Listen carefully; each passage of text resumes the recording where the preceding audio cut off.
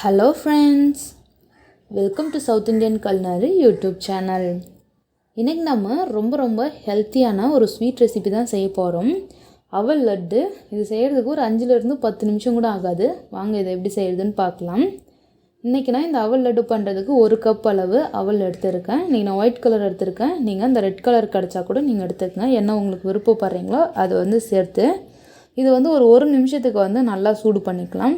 நல்லா medium flame வச்சு ஈவனாக எல்லா பக்கமும் நல்லா ஹீட் பண்ணுற அளவுக்கு இதை வறுத்துக்கிட்டு இதோடவே ஒரு 4 ஏலக்காய் சேர்த்து இது நல்லா ஆற வச்சு நம்ம அரைச்சி எடுத்துக்கலாம்.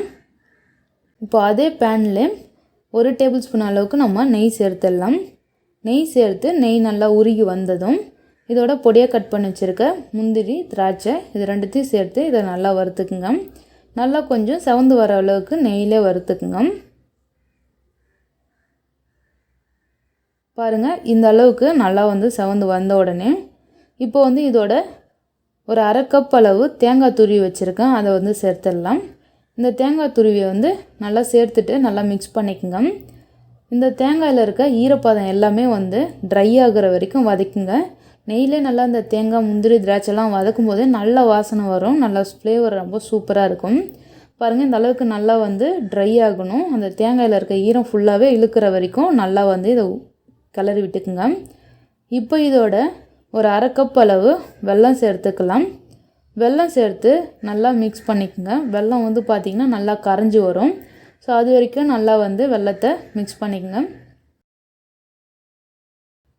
பாருங்கள், இந்த அளவுக்கு இதை நல்லா மிக்ஸ் பண்ணிக்கலாம். இது நல்லா வெல்லம் பாருங்கள் கரைஞ்சி வருது. இப்போ இந்த சமயத்தில் நம்ம அரைச்சி வச்சுருக்க அவல் சேர்த்துக்கலாம். இது ஆரம்பத்தில் காட்டின அவல் வறுத்து அரைச்சி எடுத்துருக்கேன். அதை இப்போ இதோடு சேர்த்து நல்லா மிக்ஸ் பண்ணிக்கலாம். இந்த வெல்லத்தில் நல்லா இந்த அவல் படுற அளவுக்கு மிக்ஸ் பண்ணுங்கள். கட்டி இல்லாமல் ஈவனாக எல்லா சைடும் அந்த வெல்லம் பரவுற அளவுக்கு நல்லா இதை கிளறி விட்டுங்க. பாருங்கள், நல்லா சூப்பராக ரெடியாக இருக்குது. 1 கப்பு அவலுக்கு 1/2 கப் வெல்லம் கரெக்டாக இருக்கும். இப்போ பார்த்திங்கன்னா இது கை பொறுக்கிற சூடு வர வரைக்கும் இதை ஆற வச்சு எடுத்துடலாம். ஒரு பவுலுக்கு மாற்றி பாருங்கள், நான் இது ஒரு பவுலுக்கு மாற்றி வச்சுருக்கேன். கொஞ்சம் சூடு கம்மியாக இருக்குது. இது மாதிரி கையில் நெய் தடவிக்குங்க. நெய் தடவிட்டு நம்ம உருண்டை பிடிச்சிடலாம். ரொம்பவும் ஆற விட்டுறாதீங்க, அப்புறம் நமக்கு லட்டு பிடிக்க வராது. ஸோ கை பொறுக்கிற சூடு இருந்தால் போதும். அந்த அளவுக்கு சூடு இருக்கும்போது கையில் லைட்டாக நெய் தடவிட்டு நம்ம அதை உருண்டை பிடிச்சிடலாம். நல்லா சூப்பராக இருக்கும். நல்ல வாசனையாக டேஸ்ட் ரொம்ப சூப்பராக இருந்தது. அதே சமயம் ரொம்ப ஹெல்த்தியும் கூட இது. இதை நம்ம உருண்டை பிடிச்சிக்கலாம் சின்ன சைஸில்.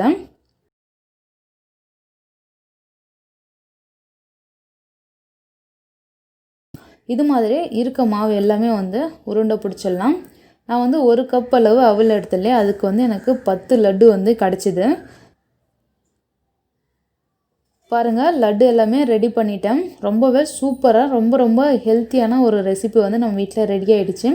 நீங்கள் இந்த ரெசிபியை கண்டிப்பாக இது மாதிரி ட்ரை பண்ணி பார்த்துட்டு எப்படி இருந்துன்னு உங்கள் ஃபீட்பேக் கமெண்ட் பண்ணுங்கள். இந்த வீடியோ பிடிச்சிருந்ததுன்னா லைக் பண்ணுங்கள், ஷேர் பண்ணுங்கள். மறக்காமல் சவுத் இண்டியன் கல்னரி யூடியூப் சேனலும் சப்ஸ்கிரைப் பண்ணலாம். சப்ஸ்கிரைப் பண்ணிவிடுங்க. தேங்க்யூ ஃபார் வாட்சிங்.